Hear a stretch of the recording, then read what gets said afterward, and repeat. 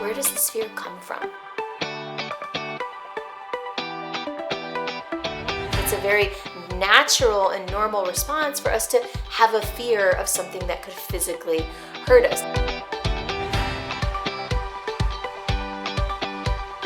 You're going to find out in this video that fear of making mistakes is actually about something deeper, and I'm going to share with you exactly what that is in a moment.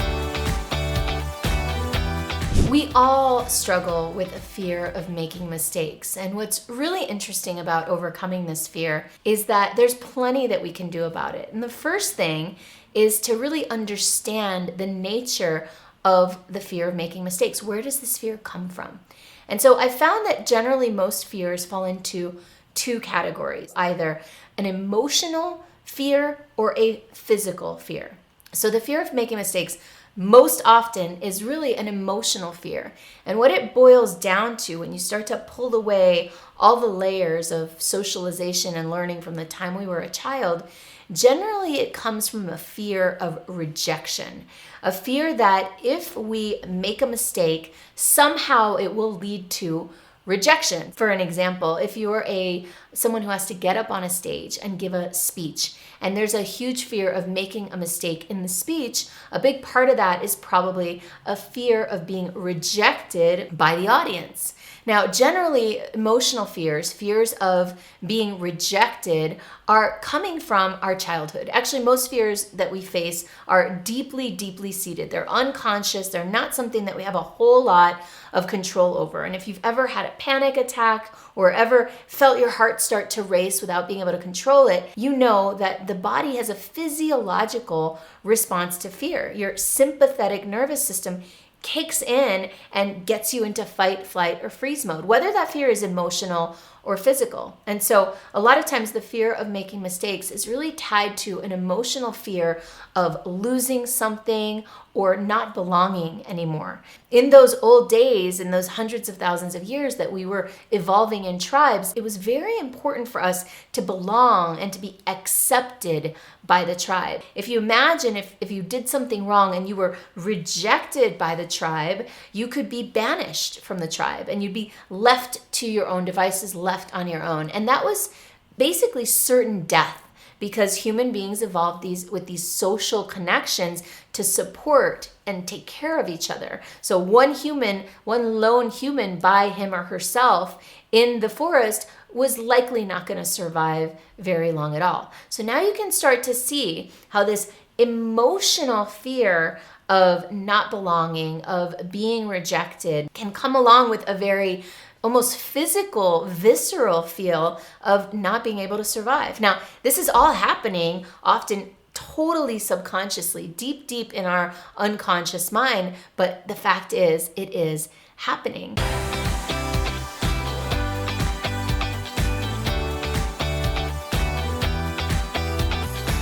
The second fear is a fear of physical harm or pain. As humans, we are vulnerable physically, right? Our skin can be pierced, we can get sick, there are things that can break our bones, there are things in the physical world that can hurt us. It's very adaptive, it's a very natural and normal response for us to have a fear of something that could physically hurt us. Now, generally, fear of making mistake in the context of, say, work or business is more tied to an emotional fear. But fear of making mistake in, say, skiing or riding a bicycle can bring a very real fear of physical pain and harm. And so in both of these cases, if you really feel like your fear is maladaptive or it's getting in your way or it's above and beyond what you think should be normal, then there are a few things that you can do to overcome this fear of making mistakes. By the way, there are 5 F's. If you know me, you know I love alliteration. So the first F is reframe the fear. Right now, if in the current model that we were just discussing, the fear of making mistakes is a bad thing because we feel like we might get rejected or we might get hurt. But if you reframe the fear of making mistakes as something else, then it's the first step towards moving through that fear. Let's reframe it as something positive. So making mistakes, if you reframe it as something positive, is really just learning. Now imagine if a little kid is crawling and stands up for the first time and takes his or her first few steps and falls down on the ground. And the mother comes rushing over and scoops that little kid up and says, "Don't you worry, honey. I'm never going to let you make another mistake again. I'm never going to let you fall again." Now, if that mother did that, and if that kid thought that making mistakes, aka falling, was a bad thing, that child would never learn to walk. Really, making mistakes is a very human way of trial and error and learning how to do things better and developing new skills. So if we can reframe the fear of making mistakes as something necessary, it's something we have to do in order to develop new skills, in order to expand and grow, then we can start to train ourselves to make more mistakes and not be so freaked out by them. The second thing we do, and this is going to be really different from what a lot of people talk about. I certainly didn't learn this in my family or in my school. The second thing we can do is really feel it.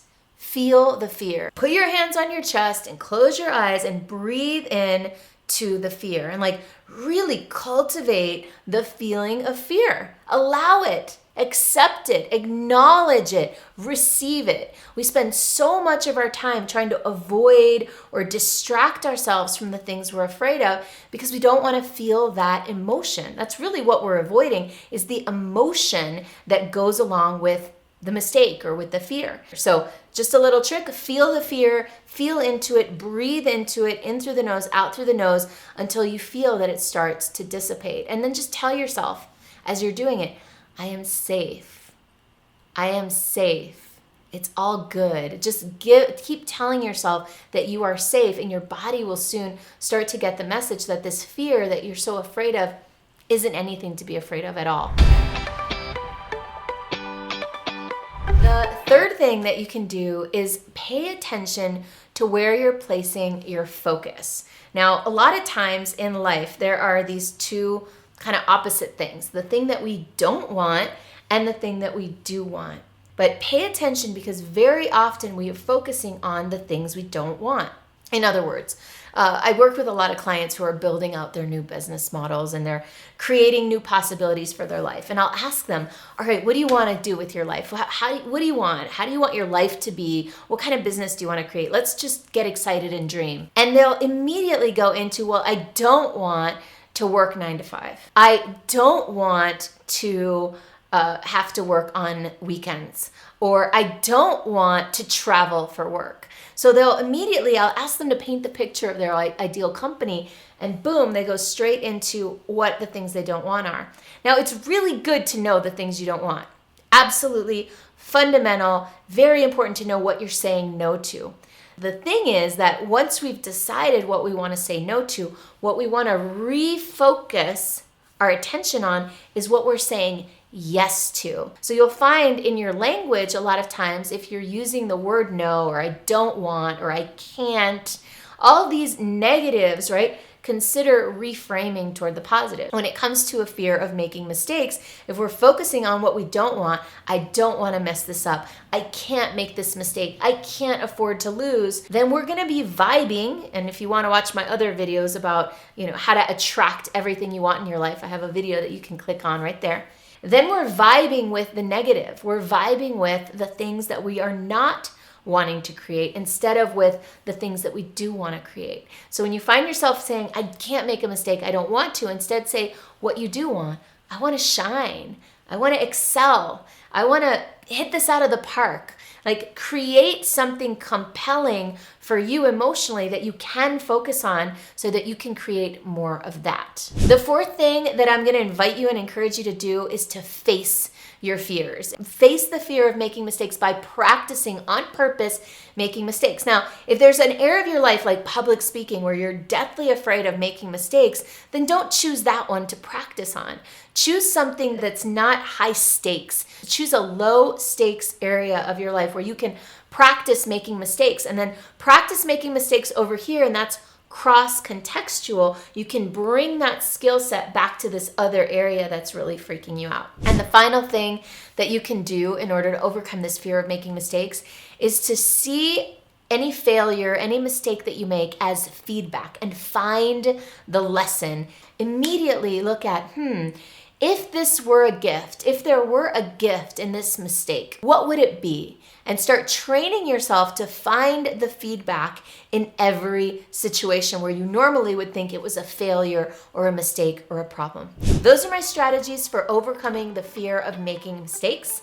If you liked this video, then you're gonna love my Monetize Your Magic playbook. You can get that for free below, and what that's gonna do is help you align your business and your career with who you really are, what you really want, so that you can enjoy yourself and have more freedom, fortune, fulfillment, and fun. Enjoy.